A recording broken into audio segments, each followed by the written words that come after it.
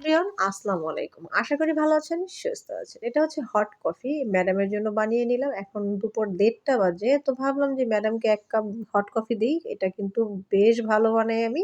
আর basically চা আর coffee আমি সবসময় খুব ভালো বানাই। তো যাই হোক, এখন আবার চুলার মধ্যে একটা পাতিল বসিয়ে দিয়ে এই যে ৫-৬ টার মতো শুকনো মরিচ ভাজলাম। এইগুলো আজকে আমি আলু ভর্তা করব ঝাল, ঝাল করে। খুব মন চাইতেছিল যে আলু ভর্তা ঝাল, ঝাল করে খাওয়ার জন্য। এমনিতেও আমি খুব ঝাল খাই।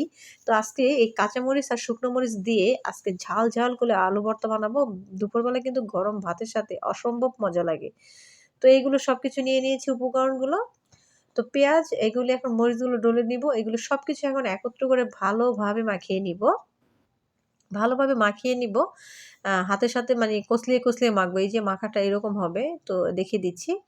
তো এই যে দেখেন মাখাটা কিরকম মানে নরম হয়ে গেছে আরকি। আসলে ভিডিওটা করতেও আজকে কেমন যেন মানে এনার্জি থাকে না। আসলে যারা মানে অনেক কাজ-টাজ করার পরে অনেক কিছুই এনার্জি থাকে না। তারপর চেষ্টা করি অ্যাক্টিভ থাকার জন্য। তো এই যে দেখেন এটা মানে মসলাগুলো মাখিয়ে নিয়েছি আর আলুগুলো কিন্তু ম্যাশ করে নিয়েছি। এখন এই যে আলু ভর্তা আমি গোল, গোল করে রেখে দিয়েছি। দেখেন কতটা লোভনীয় হয়েছে। কেমন হয়েছে অবশ্যই বলবেন। আর দুপুরবেলা যদি এরকম ঝাল, ঝাল ভর্তা হয় কার, কার ভালো লাগে অবশ্যই কমেন্ট করে জানাবেন। তো এই পর্যন্ত কি ছিল?